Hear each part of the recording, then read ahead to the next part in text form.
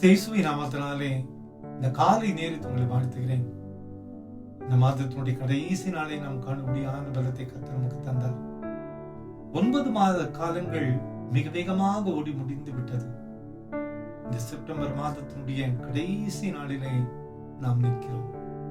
இந்த புதிய நாளை கர்த்தர் நமக்கு தந்திருக்கிறார். அழகான ஒரு ஜெபத்தை மோசே ஏறெடுப்பதை நாம் பார்க்கிறோம். சங்கீதம் 90:15 நாங்கள் துன்பத்தை கண்ட வருஷங்களுக்கு சரியாய் எங்களை மகிழ்ச்சியாக்கும். அழகான ஒரு ஜெபம். Moses prayed a beautiful prayer. நாங்கள் துன்பத்தை கண்டிருக்கிறோம். அநேக நாட்களாக துன்பத்தையே நாங்கள் சந்திக்கிறோம். ஆனால் அந்த துன்பங்களுக்கு ஈடாக எங்களை நீர் மகிழ்ச்சிப்படுத்த வேண்டும்.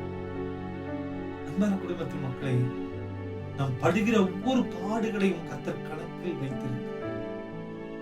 ஒவ்வொன்றையும் ஆண்டவர் தம் துருத்தியில வைத்திருக்கிறார்.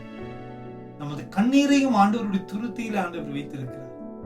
ஒருவேளை இந்த 2024 இந்த 9 மாதங்களிலே நாம் எந்த அளவுக்கு சிறுமைப்படுத்தப்பட்டோம், எவ்வளவு துன்பங்களை சந்தித்தோம் என்று எல்லாமே ஆண்டவருக்கு தெரியும்.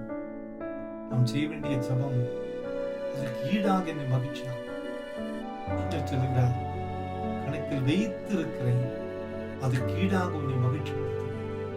இழந்து போன ஆசீர்வாதத்தை நிச்சயமாய் உனக்கு நான் தருவேன். இழந்து போன மகிமையை நிச்சயமாய் உனக்கு நான் தருவேன். இழந்து போன கிருபைகளை நிச்சயமாய் உனக்கு என்று நான் தருவேன். அன்பான குடும்பத்தின் மக்களை, ஒருபோதும் தீமையினால் நம்மை வஞ்சித்து நம்மை வேதனைப்படுத்துகிற ஆண்டவர் அல்ல, நம்மை மகிழ்ச்சியாக்குகிற ஆண்டவர்.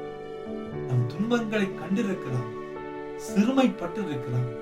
அந்த ஆண்டவரே, துன்பத்தை கண்ட நாட்களுக்கு எங்களுக்கு மகிழ்ச்சியாக்கும் என்று சொல்லி, சிறுமைப்படுத்தப்பட்ட நாட்களுக்கு ஈடாக எங்களை மகிழ்ச்சியாக்கும் என்று சொல்லி நாம் சிந்திக்கும் போது நிச்சயமாய் கர்த்தர் மனமிரங்குவார். அதற்கு ஈடான ஆசீர்வாதத்தை நிச்சயமாய் நமக்கு தருவார். இதுவரை துன்பத்தையே சந்தித்து காணப்படலாம். ஆண்டவர் சொல்கிறார், உனக்கென்று சந்தோஷத்தை வைத்திருக்கிறேன். நீ காணப்போகிறாய், அதை நான் உனக்கென்று உருவாக்கி வைத்திருக்கிறேன். நிச்சயமாய் நம்மோடு கூட இருக்கிற ஆண்டவர் அந்த மகிழ்ச்சியை நமக்கென்று தரப்போகிறார். ஜெபிப்போமா.